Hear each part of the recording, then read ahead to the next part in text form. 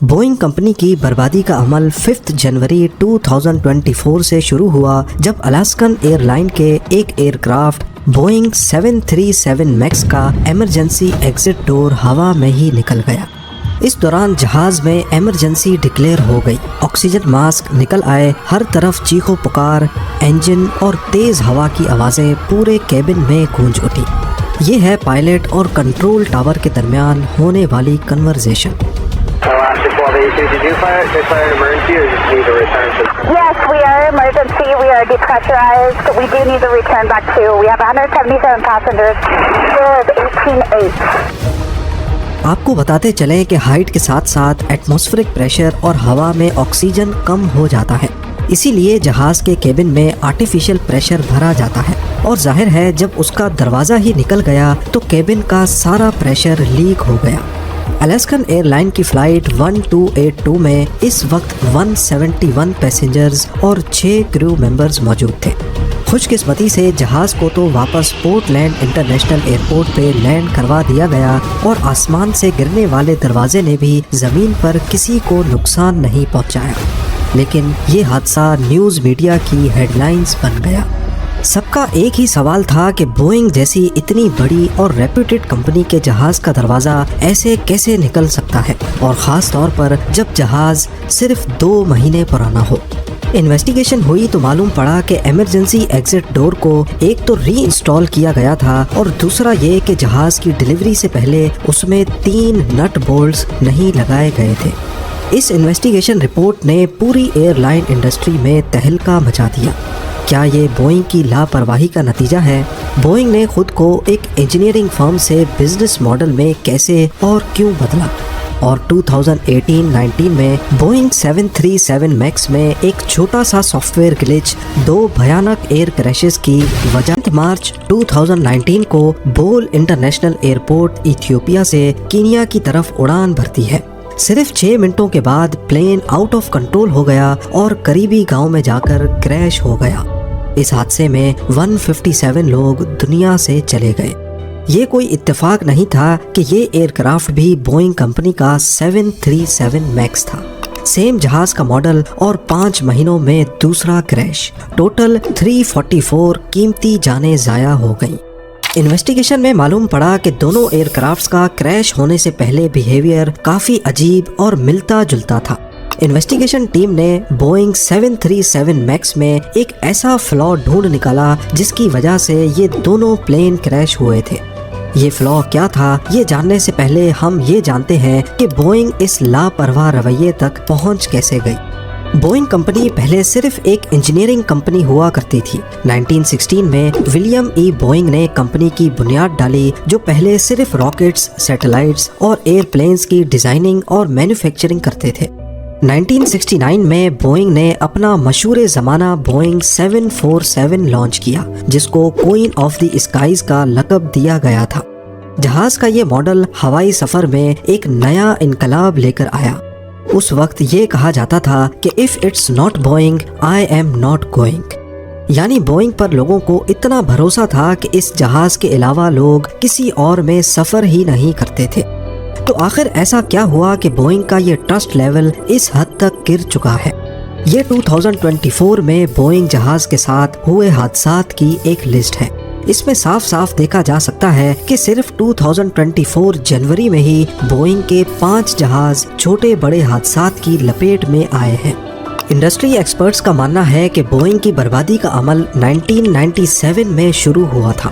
1990s میں جب امریکہ اور سوویت کی کولڈ وار ختم ہوئی تو اس وقت بوئنگ کی انکم پر بھی کافی فرق پڑا، کیونکہ بوئنگ ایک انجینئرنگ فرم تھی جو امریکن ملٹری کے ساتھ کانٹریکٹ پہ کام کرتی تھی، اور ظاہر ہے کولڈ وار کے ختم ہونے کے بعد یہ کانٹریکٹ بھی ختم کر دیا گیا۔ اس ڈر سے کہ ان کی انکم پر فرق نہ پڑے، انہوں نے اپنے competitor aircraft manufacturing company McDonnell Douglas کو $14 بلین یعنی آج کے قریب 1150 ارب روپیوں میں خرید کر خود کو ایئر لائن انڈسٹری کا اکیلا بے تاج بادشاہ ڈکلیئر کر دیا۔ ایویشن انڈسٹری کے اس سب سے بڑے مرجر کے بعد بوئنگ نے اپنے آپ کو انجینئرنگ فرم سے ایک بزنس ماڈل میں بدل دیا۔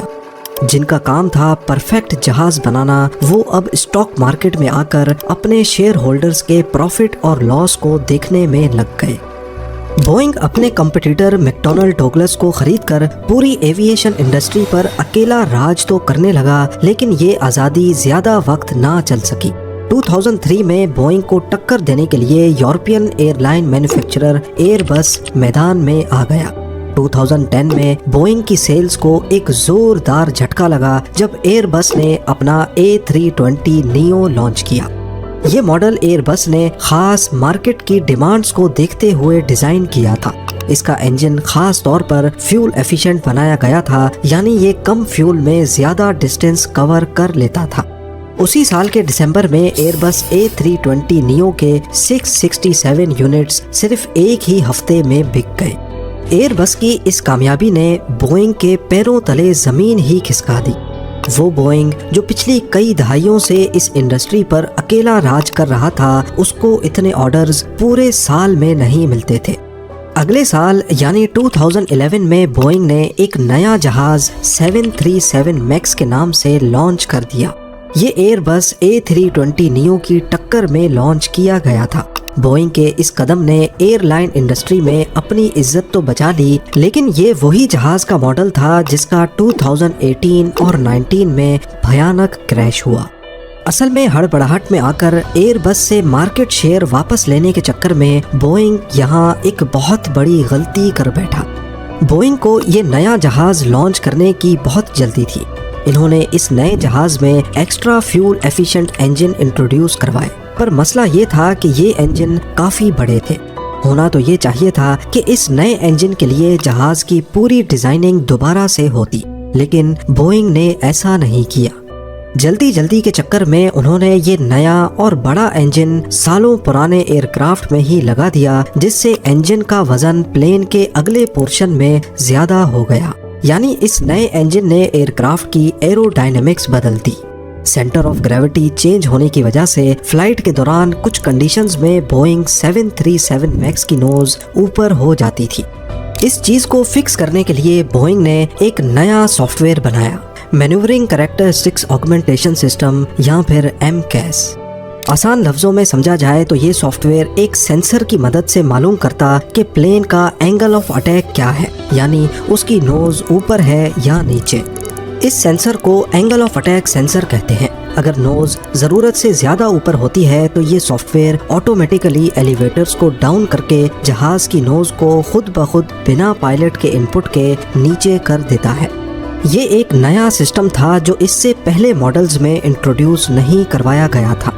ہوتا یوں ہے کہ جب بھی کمرشل ایئر پلینز میں کوئی نیا سسٹم انٹروڈیوس کروایا جائے تو اس کے لیے پہلے اپروولز لینے پڑتے ہیں، ٹیسٹنگ ہوتی ہے اور پائلٹس کو ٹریننگ دی جاتی ہے۔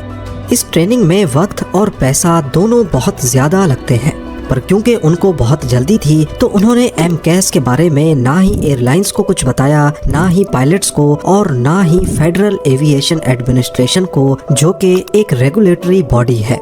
انہوں نے سوچا کہ جب سافٹ ویئر خود ہی پلین کو سیدھا کر سکتا ہے تو پھر پائلٹس یا ایئر لائنز کو بتانے کی کیا ضرورت ہے۔ یہ وہ پوائنٹ تھا جہاں چیزیں بگڑنا شروع ہو گئیں۔ جیسا کہ آپ نے پہلے جانا کہ MCAS صرف ایک سینسر پہ ڈیپینڈ کرتا ہے، angle of attack sensor. Boeing کو اس بات کا علم نہیں تھا کہ اگر یہ سینسر ہی خراب ہو گیا تو پھر کیا ہوگا۔ اگر یہ سینسر خراب ہو گیا یا پھر کسی وجہ سے اس نے MCAS کو غلط ریڈنگ دے دی تو بنا پائلٹ ان پٹ کے سیدھا چلتا ہوا جہاز بھی اچانک نوز ڈائیو کرے گا، جس کو پھر کنٹرول کرنا پائلٹ کے بس کی بات بھی نہیں ہوگی۔ اور ایسا ہی کچھ لائن ایئر لائن فلائٹ 610 اور ایتھیوپین ایئر لائنز فلائٹ 302 کے ساتھ ہوا۔ جب انویسٹیگیشن ٹیم کو بوئنگ کی اس لاپرواہی کا علم ہوا تو وہ دونوں پلین کریشز کا قصوروار بوئنگ سمیت فیڈرل ایویشن ایڈمنسٹریشن یا پھر FAA کو بھی ٹھہرانے لگے، کیونکہ FAA کا ہی کام تھا اس چیز کی جانچ کرنا۔ جس وقت یہ معاملہ گرم ہوا تو امریکہ سمیت پوری دنیا میں بوئنگ 737 میکس کے 387 ایئر کرافٹس سروس میں تھے اور ان سب کو ایک ساتھ گراؤنڈ کر دیا گیا۔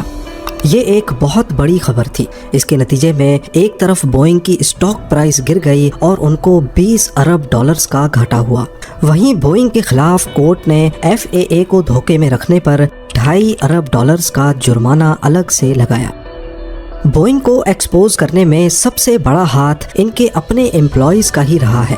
کمپنی کے اندر مس مینجمنٹ کی خبریں وہاں کام کرنے والے ٹیکنیشینز نے ہی لیک کی تھی۔ سوشل میڈیا پر بوئنگ فیکٹری کی ایک ویڈیو لیک ہوئی جس میں ٹیکنیشینز سے پوچھا گیا کہ کیا وہ بوئنگ کے پلینز پر سفر کرنا چاہیں گے۔ موقع پر موجود جتنے امپلائیز تھے انہوں نے صاف منع کر دیا۔ اس ویڈیو کے ریلیز ہونے کے بعد ایئر لائن انڈسٹری میں خوف کی ایک لہر دوڑ گئی۔ فیکٹری ٹیکنیشینز نے پرانے جہاز کے پارٹس نئے جہازوں میں لگانے کا بھی حیران کن انکشاف کیا، وہ جہاز جو دنیا بھر کی ایئر لائنز کو ڈیلیور بھی کیے جا چکے تھے۔ تمام ایئر لائنز نے اپنے اپنے بوئنگ 737 میکس کی انسپیکشن کروائی، جس پر معلوم پڑا کہ کہیں پر ریوٹس صحیح سے نہیں لگائی گئیں تو کہیں پر پرانے پرزے وہ بھی لوز پڑے تھے۔ نومبر 2020 میں تمام گراؤنڈ ہوئے 737 میکس کو انسپیکشن، پائلٹ ٹریننگ اور کچھ چینجز کے بعد دوبارہ سے سروس کر دیا گیا، پر بوئنگ کی ریپوٹیشن پر لگا داغ ابھی دھلا ہی نہیں تھا کہ ایک اور مسئلہ کھڑا ہو گیا۔ بوئنگ میں کام کرنے والا ایک امپلائی ویسل بلوور یعنی مخبر بن گیا اور اس نے ریٹائرمنٹ کے بعد بوئنگ میں ہونے والی بے ضابطگیوں کی کہانی میڈیا پر لیک کر دی۔ 32 سالوں تک بوئنگ میں کام کرنے والے جان بارنیٹ 2010 سے 2017 تک کوالٹی کنٹرول مینیجر تھے۔ 2016 میں اپنی ریٹائرمنٹ سے پہلے بارنیٹ کا کہنا تھا کہ بوئنگ کے ایک سینئر مینیجر نے اسکریپ ہائیڈرولک ٹیوب پلین میں انسٹال کیا۔ اس طرح کے اور بھی کئی ایکشنز بارنیٹ نے نوٹس کیے جس میں پرانے استعمال شدہ پارٹس نئے پلین میں لگائے جاتے تھے۔ بارنیٹ نے کئی کمپلینٹس بھی کی لیکن اس کا بوئنگ کی سینئر مینجمنٹ پر کوئی اثر نہیں پڑا، بلکہ اس کے نتیجے میں اس کو ڈی گریڈ کر کے کسی چھوٹی پوسٹ پر لگا دیا گیا۔ 2017 میں اپنی ریٹائرمنٹ کے بعد بارنیٹ نے occupational safety and health administration کو کمپلینٹ کی اور بوئنگ میں ہونے والی ساری مس مینجمنٹ کے ثبوت بھی دیے۔ 4 سالوں تک یہ کیس چلتا رہا لیکن بارنیٹ یہ کیس ہار گئے۔ انہوں نے اس فیصلے کے خلاف ہائر کورٹ میں اپیل بھی کی جس کا فیصلہ ابھی تک پینڈنگ ہے۔ اس کے علاوہ 2024 میں جب الاسکن ایئر لائن کے بوئنگ 737 میکس کا دروازہ ہوا میں ہی نکل گیا تو اس کے بعد بارنیٹ نے بوئنگ کمپنی پر ایک اور لا سوٹ کر دیا۔ 9 مارچ 2024 کو کورٹ میں اس کیس کی تیسری پیشی تھی، لیکن اس دن جان بارنیٹ کورٹ میں پیش نہیں ہو سکے بلکہ وہ اپنی گاڑی میں مردہ پائے گئے۔ جی ہاں، اپنی موت سے پہلے انہوں نے اپنے رشتہ داروں کو بتایا تھا کہ اگر میری موت ہو جائے تو وہ سوسائیڈ نہیں ہوگی۔ پولیس نے بتایا کہ جان نے اپنے آپ کو خود گولی ماری ہے، لیکن کیونکہ ان کی موت سے ایک بہت بڑا نام جڑا ہے اسی لیے پولیس ان کی موت پر ڈیٹیلڈ انویسٹیگیشن کر رہی ہے۔ اب کیونکہ جان بارنیٹ ہی نہیں رہے تو بوئنگ کے خلاف کیس کا کیا ہوگا اس کے بارے میں فی الحال کچھ نہیں کہا جا سکتا، لیکن جہاں بوئنگ کی مارکیٹ ویلیو پہلے ہی ڈاؤن ٹرینڈ میں تھی، الاسکن ایئر لائن کے ساتھ ہوئے حادثے اور جان بارنیٹ کی موت کے بعد ان کے اسٹاکس کو دوبارہ سے ایک جھٹکا لگا ہے۔ پیسنجرز اور ایئر لائنز کے بیچ جو بوئنگ کا بھروسہ ٹوٹا ہے اس کو واپس سے بحال کرنے میں شاید بوئنگ کو اگلے کئی سال لگ جائیں۔ امید ہے زیم ٹی وی کی یہ ویڈیو بھی آپ لوگ بھرپور لائک اور شیئر کریں گے۔ آپ لوگوں کے پیار بھرے کامنٹس کا بے حد شکریہ۔ ملتے ہیں اگلی شاندار ویڈیو میں۔